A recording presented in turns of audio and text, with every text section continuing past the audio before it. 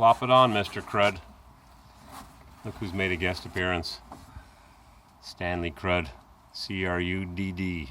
Double D's. I just had him scraping the inside of the trunk that was all nasty because the drain plug was in and the water was getting in because the drain tube was rotted. So Mr. Crud came along and said, "Hey, sucker, I got a job for you." So I used my punch to scrape this. Scrape, scrape, scrape, scrape. I was painting on some rust dissolver. What was that stuff called? It's a Rust-Oleum product. Looks like 3 quarts or a gallon or 4 liters. Rust dissolver, 1 gallon.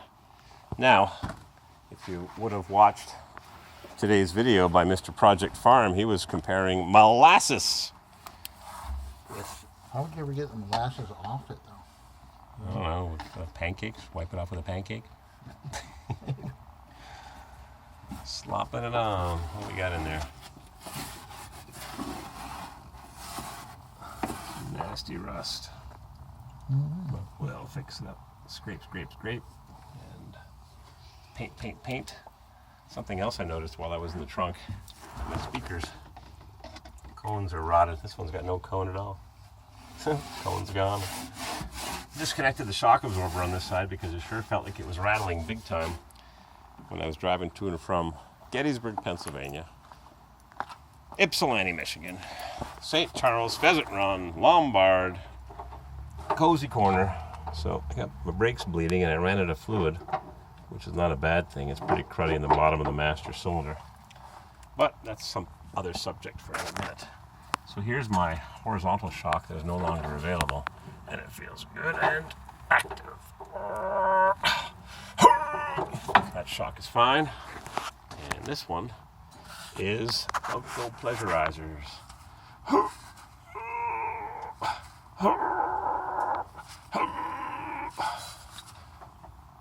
Nothing wrong with those shocks, but the muffler is a different story. The muffler is rotted. Nothing you can do about that. Rotted. And the pipes are rotted on both sides. Time for a brand new exhaust system. I'm sure Waldron sells one for big buckaroos. Oh, just saw a drip. Yep, good. Gotta rebleed the system. Something else I noticed. Look at the brake friction area on these shoes. This is called a self-energizing brake system. When you apply the brakes, the pistons move out of the cylinder equally, and the front shoe, primary shoe, pushes the trailering shoe, which has 50% more material, approximately, maybe less, and usually has more swept area. This one goes all the way to the notch. This one stops an inch short of the notch. So this one pushes this one, self-energizing, which is why they're not good in a panic stop, because once they lock up, they don't want to unlock. The opposite of disc brakes that are more easily manipulable, applicable, manageable. Oh, we got a leak. Your acid stuff is running into my brake fluid. That's kind of like the, what was that advertisement for the car milk bar? The chocolate runs into the something or other. Drip, drip, drip, drip. Yeah, we got acid mixing with brake fluid. I wonder if that's like heating up chlorine brake clean, even though it says there's no chlorine in it. So I'm going to put these two back. There's that mystery tag that was on the suspension bushing from 1965 or 66. Took off the wheel well molding on the other side to try and line it up better. This one has a 1/4 inch gap between the wheel opening molding and the rocker molding. See that big gap? Come look on the other side. No gap. Matter of fact, one was overlapping the other. That stuff should be thicker. Maybe you can put some mozzarella in it or something, or some gelatin. So on this side, the molding was actually, the rocker molding was actually overlapping by 1/8 of an inch right over there.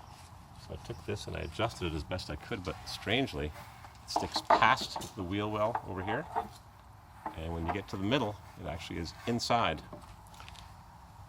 It's inside the wheel well. It doesn't stick out of the wheel well and rise above it. This one it overlaps, and this half, the front half, it doesn't. That's the way GM cars were manufactured. That's good enough. And my door edge guard, one of the little teeth is not wrapped around the door. We had a little calamity here earlier. I was unjacking the car and I had it way up in the air. I was going to take a picture of it being so high up in the air, and the jack cup slipped. Left a big skid mark. On my leaf spring, and then just snagged my quarter panel a fraction. Oh yeah, true. We should have been capturing it. Huh?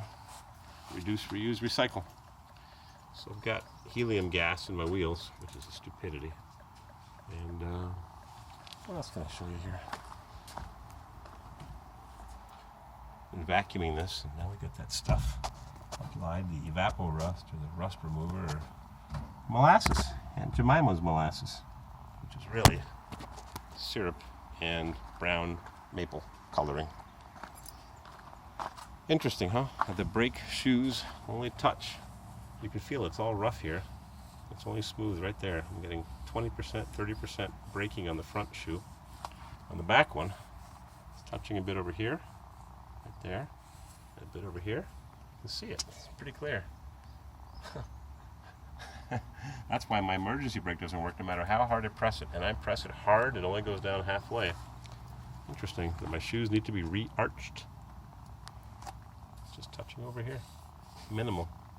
And the brake pedal's also a little low. Do I have any? I'm going to have to pump the brakes slightly. Get some flow out of my, there it is, out of my bleeder. So my shocks are good. Brakes are so-so. Hey, Miss Hip Chick. Alrighty. Sun's going down. It's cooled off. Got my yard full of Chevy. Life is good when you got a lot of Chevys. And an Oldsmobile. And a Pontiac. And a Buick. And a 409. Real fine. Lots of them. Never have enough. Old cars.